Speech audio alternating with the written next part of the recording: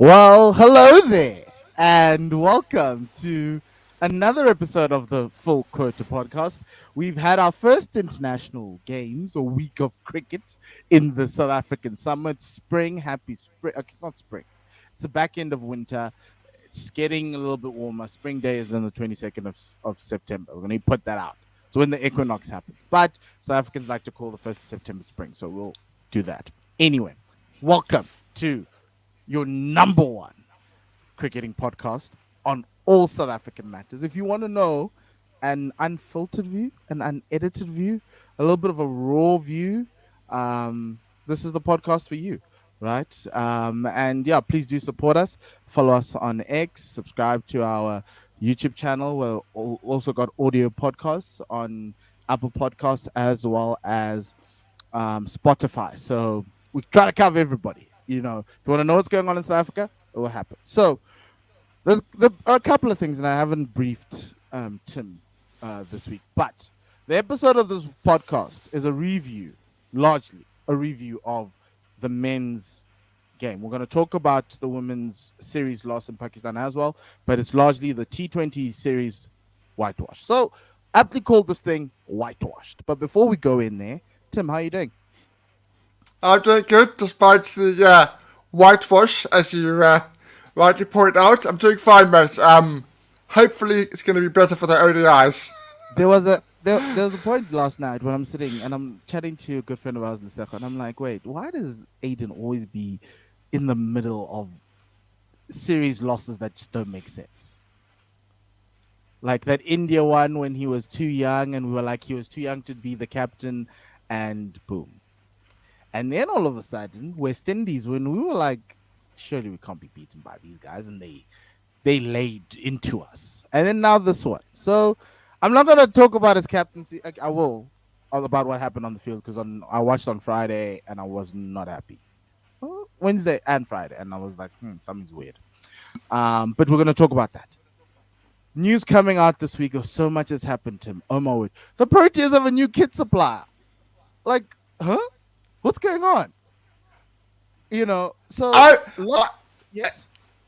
I'm happy as long as we can buy it. As long as I can go to Sportsman's Warehouse and get it, then I don't care who it is.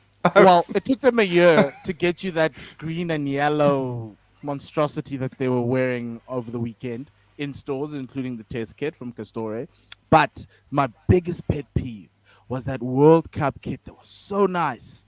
That World Cup kit where guys went to Australia, guys went to UAE and obviously we lost to Netherlands and a bad memory, but it looked so good. And the one I wore last week on the show, that kit took me ordering online in the UK, had to find a friend in the UK to take the delivery after I paid, and then having him kind of come to South Africa, and then when he came to South Africa, I got my shirt. So effectively it was like a 3-month turnaround because Castore, I don't know you. You don't know South Africa's post office.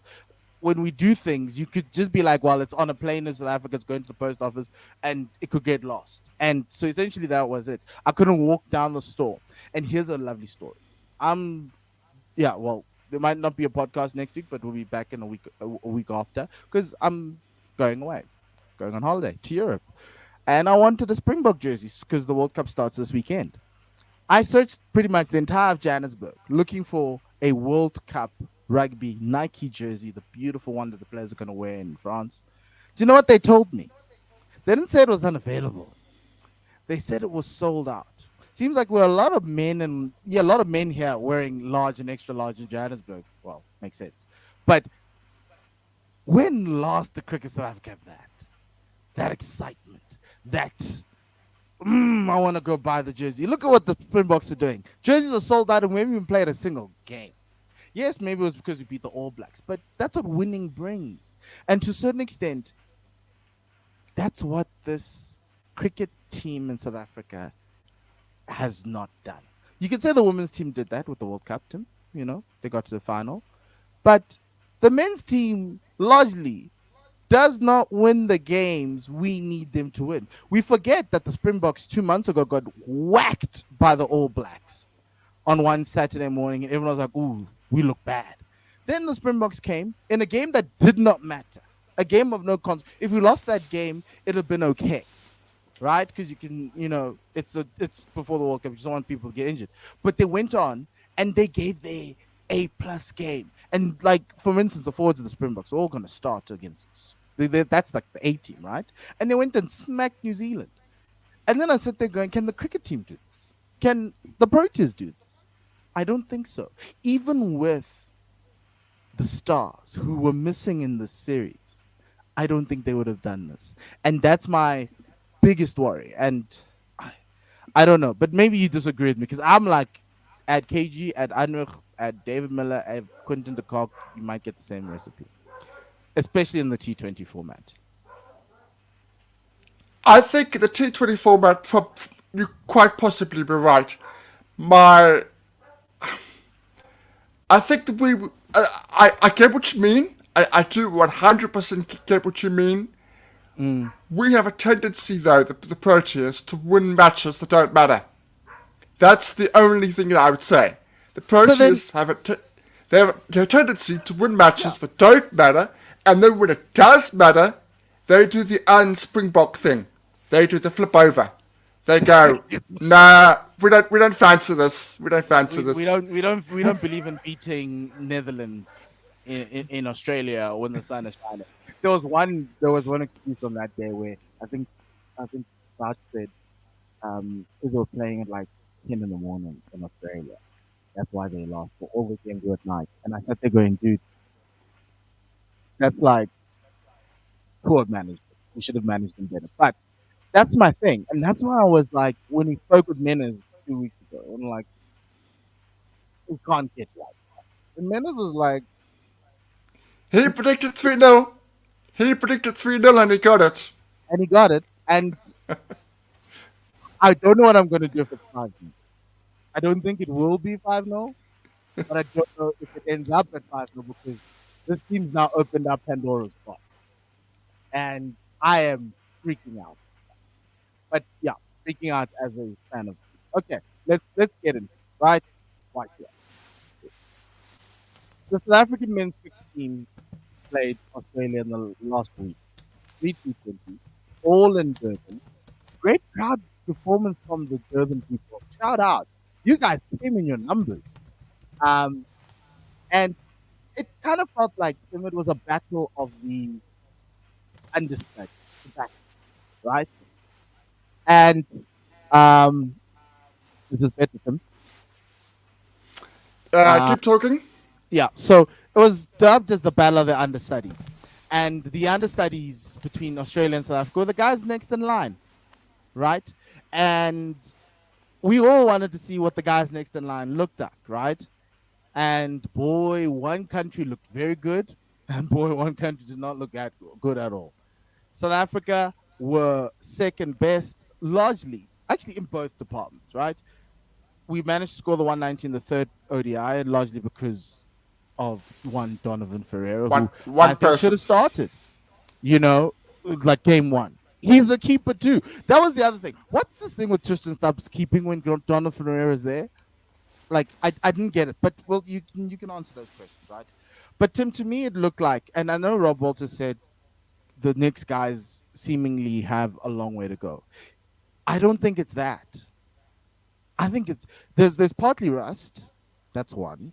There's partly a recognition that we actually do need more cricket games as a Proteas team, even though everyone's traveling around the world playing T20 cricket, right? Because a lot of the guys here, outside of Stubbs and Deerveld, don't do this T20 franchise circuit. So you can organize a game against them.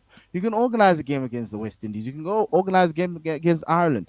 And I think for me, it was it was it was Rob Walter's first T20 series as a cap. Oh, second one because it was West Indies and then this one.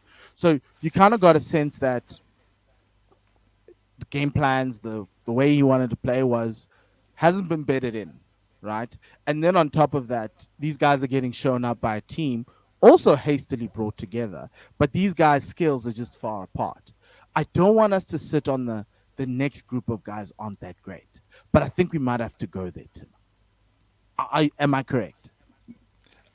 I think you're going to have to go there.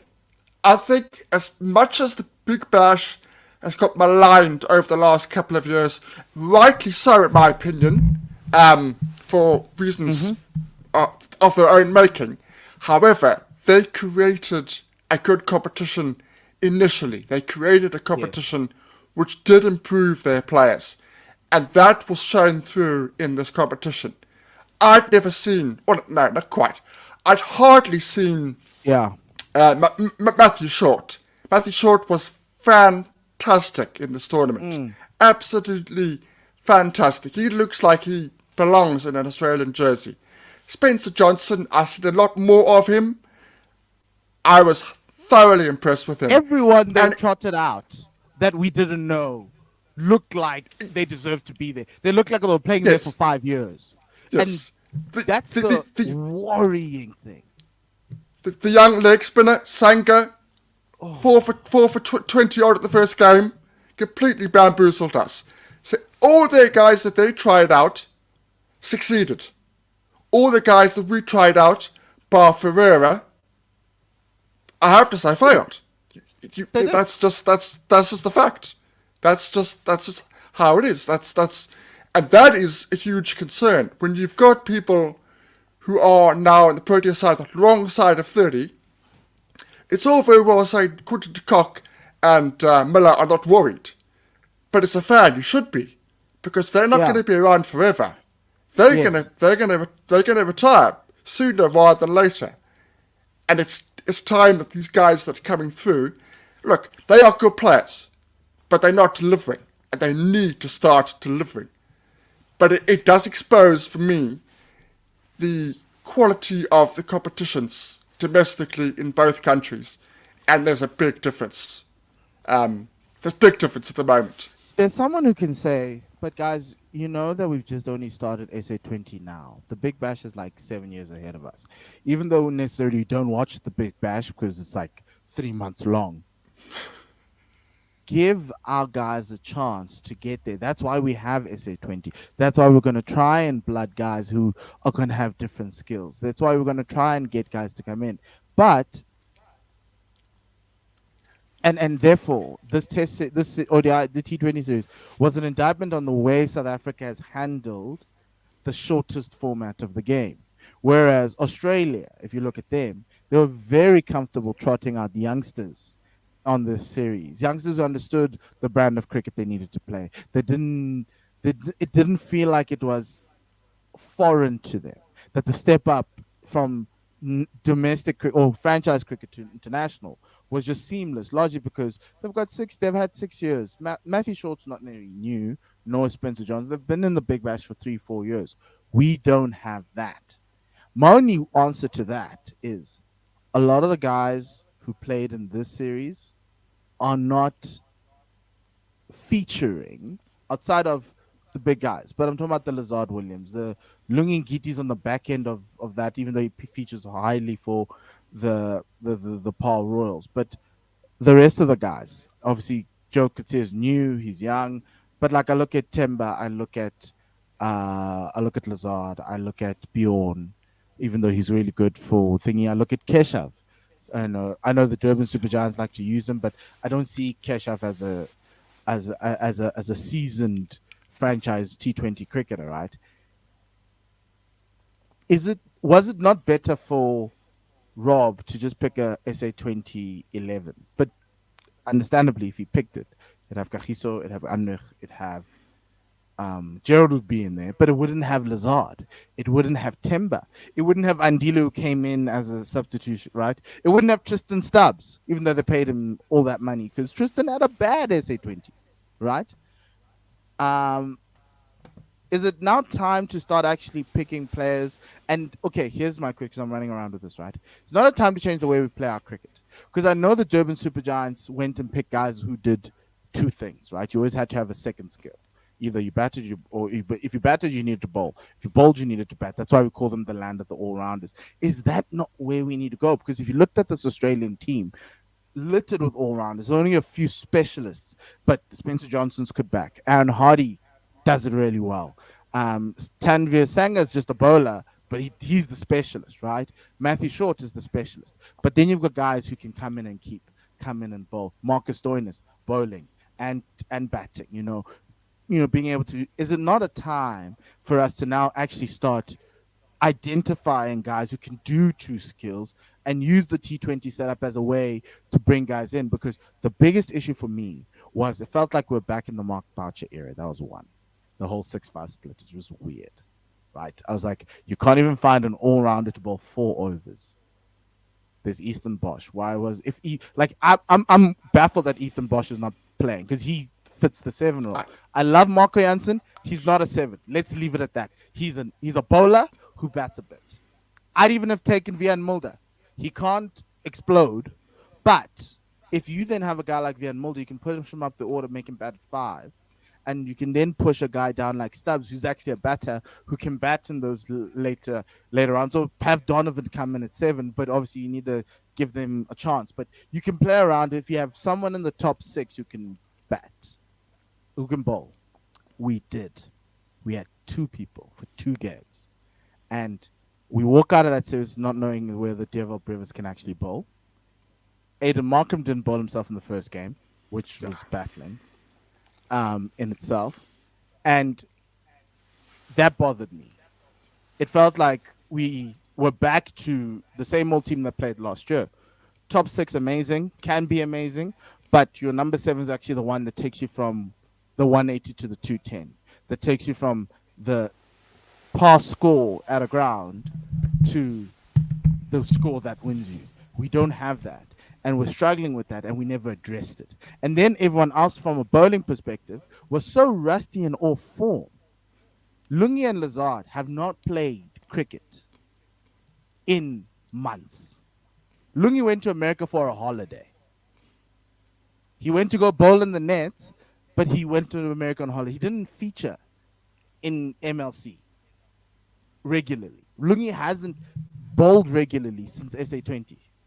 Probably even, I don't even think he bowled regularly in the West Indies tour, right? So you're going to get the rust. He looks bad, but he's a rhythm bowler. He needs to bowl. He's not playing. And then there's the question, why didn't you take him to SAA? Because he needs the reps. He really does. Seriously needs the reps.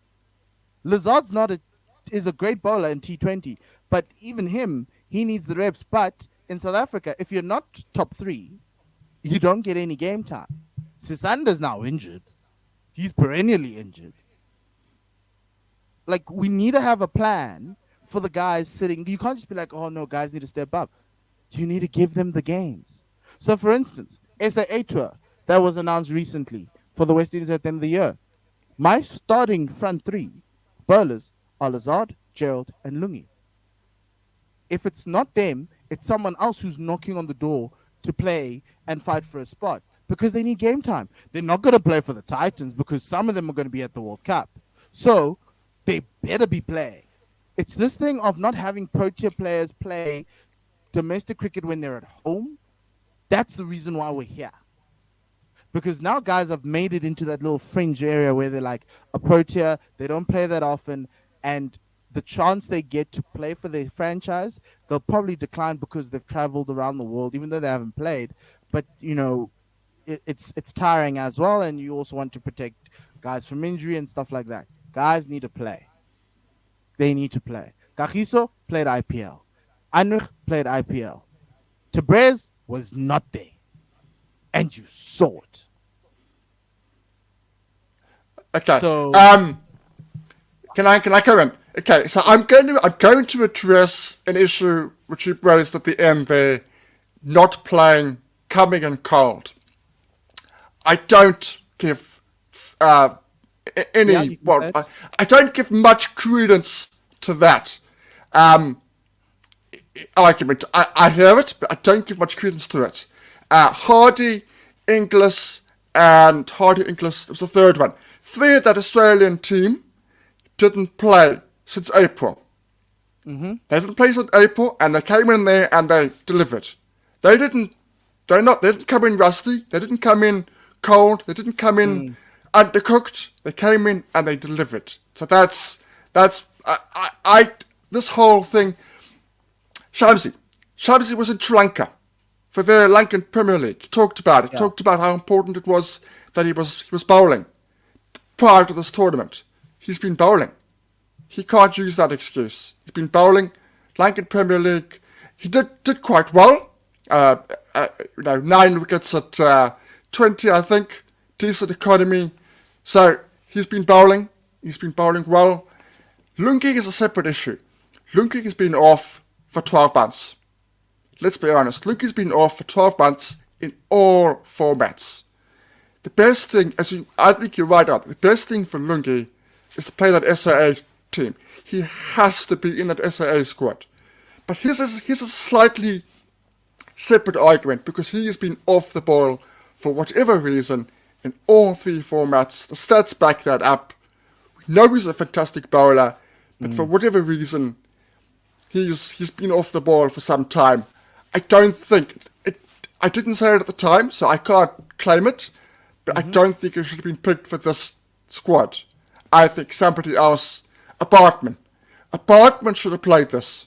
I genuinely believe somebody like that, or Ethan Bosch, as you rightly mentioned, would have been better off giving somebody like that an opportunity in this format. So yeah, that's me.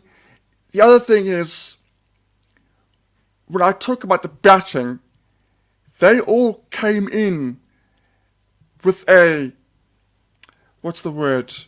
They came in with an expectation. I genuinely thought that.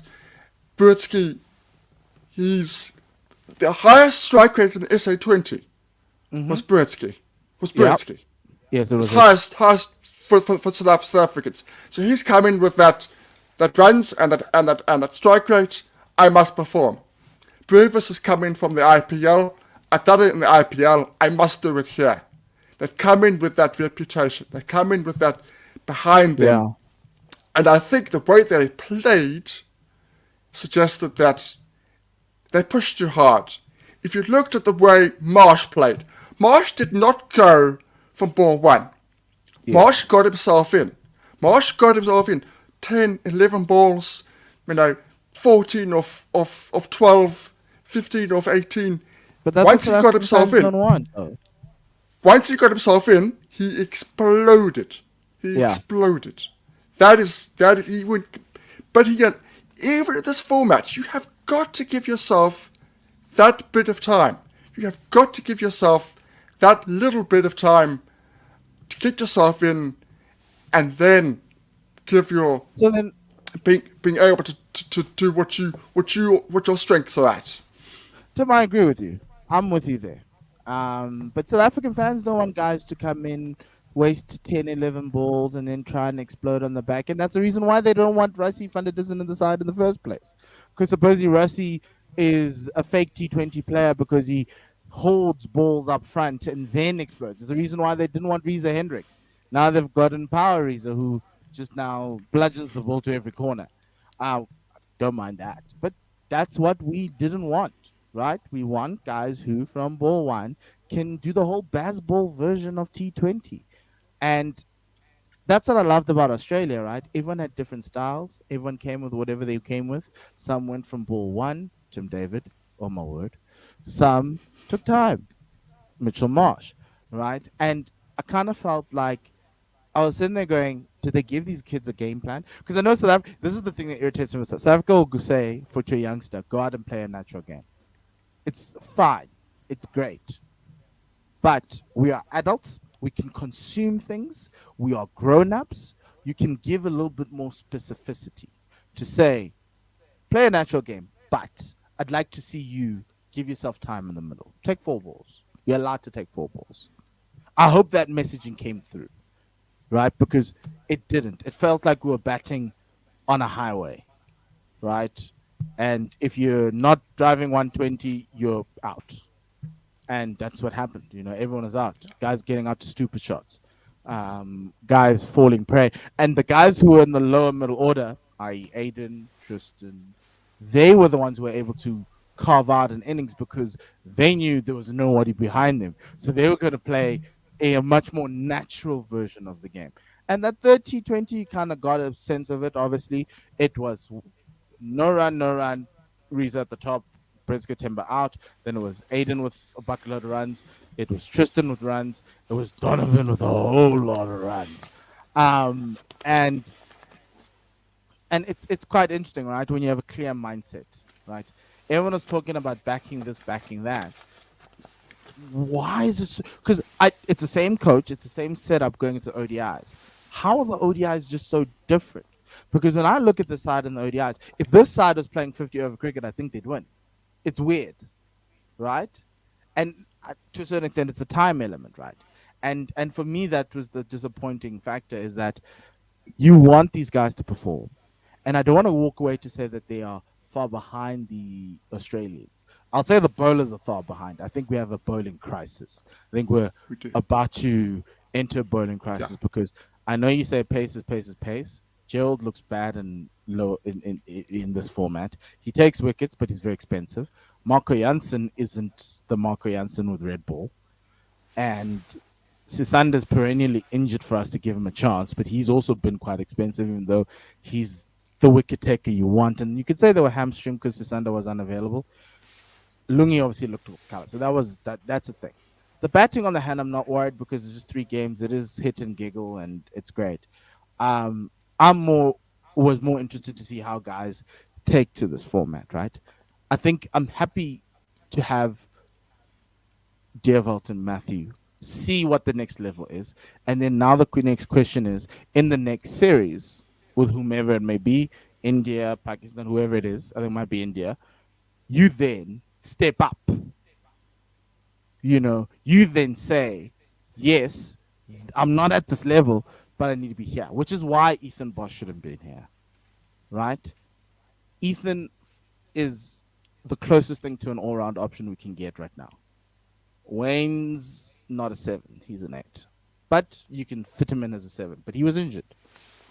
They even went to. That was the other thing. Why did they go to Andile Petluguayo on Sunday? Was it just because he's in Durban? Because it's in Durban. It's in Durban. No, like, I'm not sitting there going, huh? No, Why I'm is not that? joking. Look, he didn't play. But then No, it's but things like that, it's that yeah, type of messaging. What does that yes, tell Ethan Bosch? I know. You're not. You're not. I know. It's Yeah. it So certainly caught me off guard. It certainly caught me off guard. basically, I'm on the golf course. I'm like, wait, why are they slipping this line in now? He's not even playing. So what do they mean? But yeah, we're gonna have I to mean, talk about the World Cup, because there's gonna be a couple yeah, of injuries that are tricky. Like Wayne Parnell is like now 50-50, which is wild. And we're supposed we need to submit teams. I think we could actually be late to this. India were late in giving us fixtures. We should be like, no, guys, we'll give you a team next week after this ODI series. We just need to sort this thing out. You guys gave us fixtures late. You're getting team list late. Um, where to from here, Tim? Because I'm like, okay, fine. Batting wise, that's what you take. You're like, next time I will get another opportunity. Next time I play, it needs to be this. They need to let go of Timber. Timber gave me the best 35 runs I would have wanted as a South African fan who loves him so much. He gave me shots I'd never thought he could give. He was very aggressive. He was very front foot. And I'm like, I see why there are still teams who have value in you. So I'm very thankful for that. But that push should have been the end of Timber and T20 cricket. But knowing Rob Walters and how this situation is, it's probably going to say. But it was interesting. They said that the coaches are now going to be the selectors. It's going to be a free for all. It's going to be a bloodbath. yeah. I'm not sure. I'm happy with that. I know we're not supposed Yeah, to dive into it, but bloodbath. I think there needs to be what do you call it? An in between. I think there needs to be an in Yes. between. Whether it's one Yeah. selector or 3, doesn't Yeah. matter. There needs to be something in between, Yeah. in my So, opinion. so from a bowling perspective, because I think you agree with the batting perspective, it's guys like Devils will be back, Britsky will be back, Yes, no, Donovan. they're good players. Donovan. Yeah. The only question I have to ask you: does Donovan play the ODIs? Do you No, keep? because for me, he's not going to the World Cup. He's Can I not give going you? to the World Cup. Can I say something? Can I give you Yeah, one point? Maybe go fans, you can ahead. also, if you're listening, you'll be like, Mpho, you're crazy, whatever it is. But maybe right in the comment section. If I said Donovan Ferrer for Tristan Stubbs for this World Cup as a backup batter I'm behind just Heino looking. Clark, I'm I'm just looking at my team. Yes, I've got Stubbs in. as a backup batter and wicket keeper, because we know Donovan can keep. Yes. Tristan No, is the jury's you're out for right. 50 overs. You're right. You're right. I'd actually. I'll take back what I said. If I'm choosing between the two of them, I'm going with Donovan. No, you're right. I take it back. So Donovan is going. So Donovan does play for me. If we can do that, If Donovan definitely. goes to the World Cup, I don't think he plays because Heino Klaassen's in that spot. That's Heino No, Klaassen's no, he spot. does. No, what I mean is, I've got a 15 here that Stubbs is in. My Yes. 15. And if my 15's got Stubbs and I want to swap, then it's that he's in the 15. He doesn't, not in the 11, he's in the 15. Yes. Yeah. Ferreira. Um, I no, think we not the 11, Yeah. but a I think backup. we're putting our baskets in the wrong youngster here. I love Tristan. There's a lot to learn. I think Donovan's applied himself much better. Tristan was like a match. He lit up. Now he's like his flame is dying. Donovan, I Somebody, think just quickly, somebody I spoke to who knows a bit about keeping, he said to me, Stubbs is the better keeper. And I started to have recurring nightmares of Muller as our backup keeper. So that's why Stubbs is going to the World Cup. that's That's kind of why why I Stubbs was, hey? Then let's have a keep off. But the thing for me is Donovan has kept in more professional games than Tristan. Tristan's only done now 5 times. He did twice before the tour for the series, and now he's done it 3 more times. That's 5 times. I think Donovan's done more. We've seen Donovan on TV keep. Like Yes, no, that's true. That's true. Um, so yeah, so yeah. but Okay. I agree. Ferreira is above Stubbs in batting, in just in general cricket awareness. He's ahead of Stubbs. There's no doubt about that. So how do you fix the bowling? Because I'm so worried. Like what do you do? Well, thankfully we're getting a new bowling coach. That's all I can say. I don't want to, but we are getting a new bowling coach. Eric Simons is coming Wasn't in. there a bowling coach before? Was it all There Rob doing was the work? it was Rory Kleinfeld and Quinton Friend were chipping in for this series. They were chipping in, helping out. The bowling coach for the ODIs at the World Cup is going to be Eric Simons, and I like Eric Simons. I think Eric he talks is a lot yeah. of sense. He comes back. He comes with a pedigree of success, of winning stuff. So I'm chuffed to bits. But in a general sense, the lack of Plan B from the bowling attack was shocking. So here was my thing. Absolutely shocking. I Did he couldn't play? believe. Did we just only bowl Yeah, 5 bowlers all 3 matches? Did Aiden bowl yeah. himself? 'Cause Aiden. I don't know whether again. I don't know whether the captaincy affected him, but as soon as he started to bowl, Australian batters struggled. He Yes. bowled. Was it? I think it was the last game. He bowled the opening over the last game, went for 3 runs. He was the most economical bowler of the set of the lot. Yeah. Just In the over second match, he eight. bowled. Yeah, in the second match he bowled 2 overs. He went for 6.5 runs. In the third match he also bowled, and he was very economical. But that's my thing, right? In this format, you can get away with that. This should be the format where you can get away with an extra batter because you can find one of your 7 bowlers can give you 2 overs, and then you've now split bowler number 5, who in my head should be Tabraiz Shamsi, right? If you're going to take overs from someone, it's Shamsi if not playing well, right? And I thought that was going to happen. I also thought you'd give Devil Brevison over, right? Even if it's against Mitch Marsh and Tim David, who are going lights out. This series was about testing out things to a Yeah. point, to a point. So why Rivers didn't bowl at any time, just It makes no sense to me. It makes no sense. Okay, Tim. Yeah, so we got a bowling coach. We're gonna take this series and be like, it doesn't matter. We're gonna take it and we're gonna throw it in the dustbin. We're not gonna talk about this again, right? We're gonna forget about this as South Africans, right? Because now we're focusing on the World Cup. But before then, there's another series where I think South Africa has been badly mismanaged, and that's the women's series in Pakistan. I don't know how we got to this point. We did the preview show, which you must watch with Inam, who she was worried that we were going to beat them. But she did say that she's hoping for an upset. Well, an upset has happened. Pakistan, prior to the series, had not been able to chase 150 in a T20 match, the women's team. Into the South Africans in Karachi. They get to 150 first game. Tasman Brits scores a really lovely half century. She was really good. They needed to be aggressive because they're like wickets in hand, and they were acting as though they were like 6 down, even though they were like 3 down. And yeah, it was a tricky pitch, but they got the hang of it because they were batting, they were comfortable. They did struggle in the beginning, but they were comfortable, and it happened in the same game, in the second game as well. And the question was, obviously, fine, you got into 150, it's a defendable total. I didn't think I'd be worried about South African bowling or the women's team bowling. Turns out, Shibnam Ismail leaving this side, he's rendered the entire bowling attack toothless.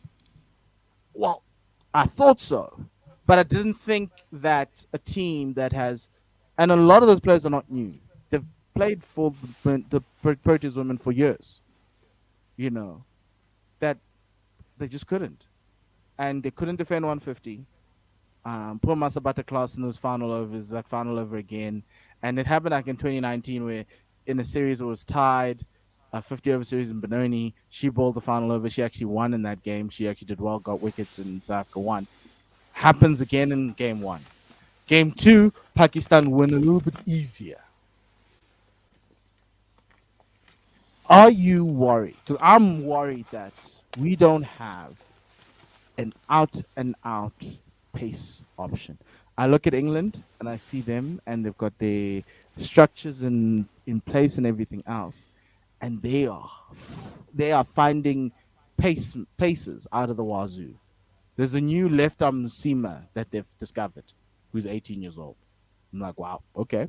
We're now just discovering. Well, I say discovered. She's played for the UAE international cricket, so they stole her. Yes. Well, No, colonization was around discovery, so they discovered it. she was born in England. Don't attack me. She was born in England, so I'm not attacking you, right? But I've looked at the women's. We've been ever since we've done this podcast and been involved in One World Sports Radio. We've supported women's cricket. It's a massive worry that we don't have a number 2 to Shibnam. Someone who, like, if Shibnam's injured, this is the person who comes in. Masabata class is great, but she's not quick enough. Dumi's issue is pace. She gets wickets largely because people expect the ball to come out fiery, and she has this little change up which is very slow than her previous ball, and her stock ball is a half track, and you can easily play it around the ground.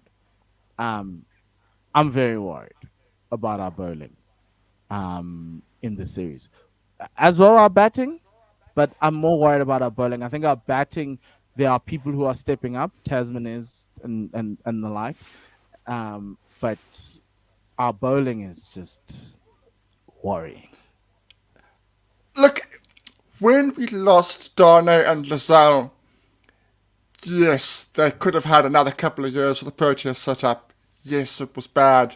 Yes, it was terribly managed. So those are all true. But I didn't get a sense that it would affect the Proteas women as a whole. I thought the team had enough in the squad to have a good World Cup, which they did. They had enough in the team to be successful. They did. But I did say previously when we talked about this series, I said Ishmael is huge. Yes. Losing Ishmael is massive. It leaves a ginormous crater in that side, Yes. and far bigger than the other Mm. two. And the performances are are are exposed there. You would know better than me in terms of domestic pace bowlers if they are coming through. But I would say, from what I've seen, there isn't anybody coming through. You Ishmael retiring, perfectly understandable. But from a South African point of view, you want her to play another 12 to 18 months. You want her to Yes. keep going just a little bit longer, just so you could find that gem coming through the system. Because at the moment, as you say, pace bowlers are not there. They're not to be found. And it's all Mm. very well saying it's Pakistan pitches. I think it's going to be the same when they come back home. When they play against New Zealand, I think their struggles will be less, but I think they are going to Yes. struggle. I think they're No, going to struggle. and that's the thing about like I can't like Danae, love you to bits, but your resignation is fine because you leave the team with Sune who can pick up the bowling again as well as the captaincy, but that never happened. It's now Laura. But from a batting perspective, we don't miss you, right? Relying on Marzan alone as the pacer isn't enough. And that's what we're figuring out now. That's why Shibnam's decision to retire hurts us even more because we're retiring in a place where there's no one coming up. Ayabonga Kaka is great. She's more a line and length bowler than a pace bowler, and She's a backup. She's a backup. yeah, A first change. She's a first yes, change, and she and does it there's really nothing wrong with well. that. Yeah, and Yeah. she's a world class first change, right? And so that's where the thing because I look and I'm like, even in the under 19s, there's Subi who I think if you project her out, falls into the she could be better than a backup, possibly an opener. But the question obviously is the pace as she grows into this. Can she maintain the pace and increase the pace? She wasn't terrorizing the under 19s, right? So that's the thing. And that under 19 team had a lot more spinners than actually quicks, which was another situation in itself. Yeah. Um, so yeah, CSA in the women's side is in a like I don't think we can be competitive on a world stage without a premier quick, and we need to find one and find one quickly. And domestically, I don't think we're producing quicks. There's medium pace bowlers, and they bowl with a lot of accuracy and they get wickets on accuracy. They don't necessarily get quick wickets because I'm bowling quickly and I'm trying to, make you do something weird. That's what Shibnam did, right? And even if someone gave us raw talent, I'd take that. Like, go to the nearest athletics track and be like, you're not going to make 100 meters, but you've got enough pace to generate that I can teach you to roll your arm over. That's the type of out of the box thinking we need to get to now. Because we're not generating like this, and that's I think the difference in this. It's the series Mrs. Shibnam, and it's there. Pakistan needed does captain really well. She's bowled really well. The spinners I think bowled really well because I think they've contained South Africa really nicely to a range of scores that they can do that are possible. And Alia Riaz has been a star for them and she's done really well and she continues to do so. But you just look and you're like, there's no Shibnam. There is no Shibnam. And it's hurting them. It's hurting them. Okay, Tim. Let's move to the end of the show. World Cup squad's being announced tomorrow. I think you and I are probably gonna have to pod in the afternoon sometime for like 20 minutes to be like, oh snap, they're taking him. I don't think there'll be surprises. No, I don't. No. And I'm gonna put up the No. squad. I'm gonna put up the squad for the Australia series. This is what it's gonna be. The only question is who's the traveling reserve, who's not. And for our audio listeners, I've put up the squad for the Australia series. It's Temba, it's Deervald, it's Joe Kutsia, Quinton de Kock, Bjorn Fontaine, Reza Hendricks, Mark Janssen, Heinrich Klaassen, Susanna Magala, Keshav Maharaj, Ed Markham, David Miller, Lungingiti, Anuk Nokia, Tabrei Shamsi, Wayne Parnell, Kakisora Bada, Tristan Stubbs, and Rasif Anadison. There are a couple of things you need to look at. Susanna Magala is injured. Wayne Parnell is injured. I think Wayne might be ready for the series, so we'll just have to see. But Sisanda is injured, so I don't know if I didn't think he was going to be in the 15 to start off with. But if there was a conversation around Sisanda and Lungi, I'd take Sisanda first because Lungi looks really bad, and he's on the Yeah, decline. I Even wouldn't. though, from an Yeah, ability perspective, I think Lungi's better. From a form perspective, it it's stark. it's It's it, glaring. it is. It really is. It really Um, is. And you can't take somebody on reputation. I know teams do, but I think you can only do that for so long. And we've been doing that, if we're honest, for the last 10 months or so. Um, that's so I would agree with you. The only question I yeah. had prior to this was Keshav Maharaj, but he's Mm, proved that he's fit. yeah. So that's a Yes. given. He's in because he's fit. Um, there are 19 names here, so one person's not going to be on standby unless they're going to put four people on standby. But I'm assuming Sisanda, Lungi, is Gerald in this? Okay, so I'm assuming the guys who are going to be not going to the World Cup and going to be standbys will be one of Bjorn and Tabrez. I think it might be Bjorn. Gerald's not going to the World Cup. Deval Brevis is not going to the World Cup. And the fourth person who's not going to the World Cup is Sisanda Magala. And you can make a Yes. case. You can make a case for Sisanda and Gerald to take Lungi's spot in the 15. The question about Tabrez and Bjorn is largely because of the wrist spin option. If Keshav is available, you want someone with a little bit of variety. And like I've always said, so if you're a youngster watching, listening to this or watching this somehow, if you're a parent, your son needs to learn to bowl, your daughter, they need to learn to bowl leg spin. That's where the money's at. That's where everything's at. Because even Tabrez Shamsi, and I love you, Shamo, I respect you so much, even when he's having the leanest patch of his career the last 2 years, we're going to pick him because he's different and he's also got the reputation to back him. You just hope that he catches fire, and don't play him against India. That we know. But to a certain extent, that's how I see it. Right? I don't think Deval's going to the World Cup. I don't think Gerald's going to the World Cup. I don't think Sisanda or who's the other one, Bjorn, are going. Bjorn, I think Fake Dudu was there as backup to Keshav. So if Keshav's fit, Yes. um, Yeah.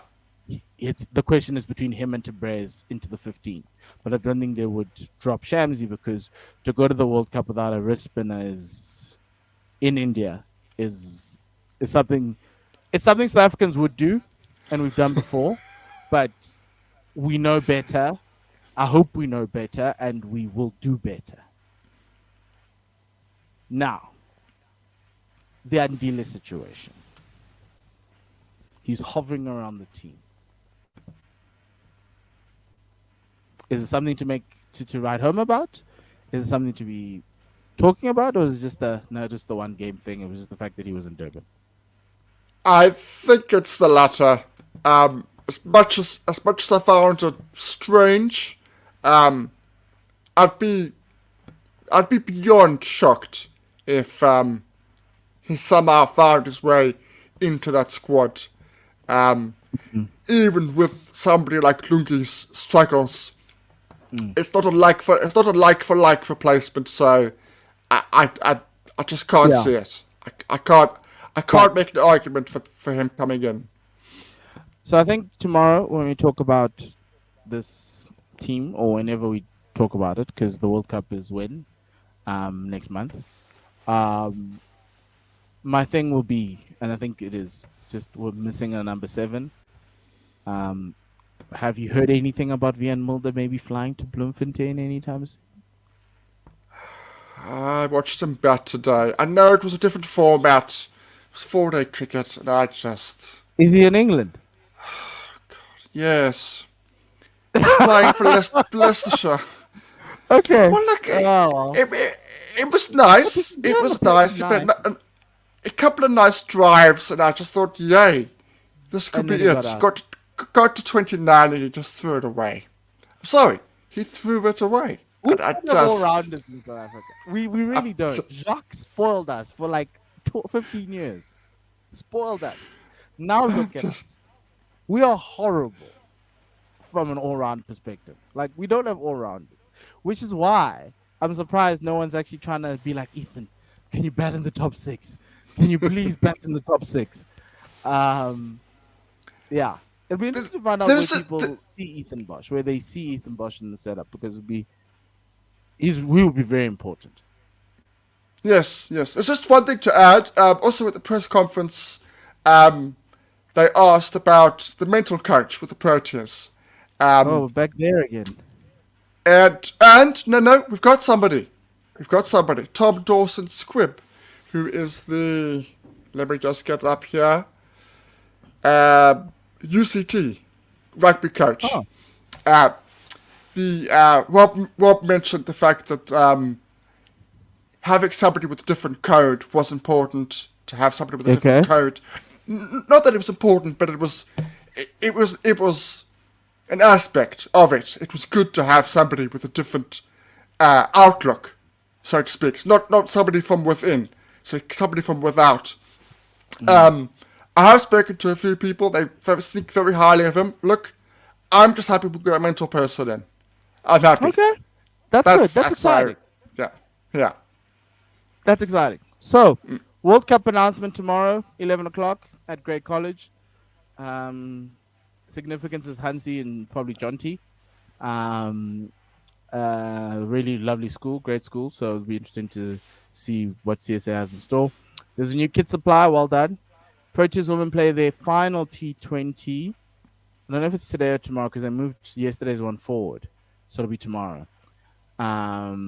In Pakistan, then they do the ODIs. The ODIs, I think, will be quite interesting and telling, obviously with the whole Shubnam thing. But I think we can get around that a lot easier in a longer format. So good luck to them on that. And you've got the ODI starting on Thursday. Rugby World Cup starts on Friday. Then we play on Saturday. So good luck to the Springboks. And yeah, we'll see you on We the other side. we Yes, also Tim? have we have an interview later this week before Mpho takes his European holiday. So watch out for Yes. that. Yes, and then we'll be back to start the domestic season properly. I think I'll be back like a week into the One Day Cup, which yeah. Cal Verena, congratulations on being captain of the Western Province. I don't know what you call yourselves, but yeah, Western Province. And it's really sad for me to see him playing there. I know he had a shitty SA20, but the fact that you are going to go use Tristan Stubbs to deputize when there's a guy who can perfectly do the job. And right now, teams are hiding bad batsmen as openers. I think South Africa would have been happy not to have Timber open and maybe Cal Verena open. I don't know. But it's things like that bother me, that keep me up at night. Well, not keep me up, but that make me think, because Cal doesn't deserve to be playing for Western Province. Sorry, Tim. He's better than that. He really is. Unorthodox, whatever it is, but the limited overs format was where Cal Verena was supposed to shine. And the movement from Boucher to Rob Walters, he's now left to captain a side of guys he's going to carry himself. He's going to average 50 this year. I can tell you that now. Even in 4-day cricket, he's going to average 50. That's who Cal Verena is. It's and to a certain extent, I think our talent identification is another problem. We're picking the wrong guys. I'm just gonna, because you're talking about Cal, I'm just gonna put this out there. It won't happen. It definitely won't happen. But because he's got the captaincy, give Daniel Smith the gloves. Let him just be the batsman. He'll average 60, and then Shukri and Rob will have no choice but to pick him. Okay, you heard it from Western Province's number one fan. But outside of that, Tim, thank you very much. This week's going to be jam packed with news and drama and things. But all I can say is goodbye and le sale kakahiso.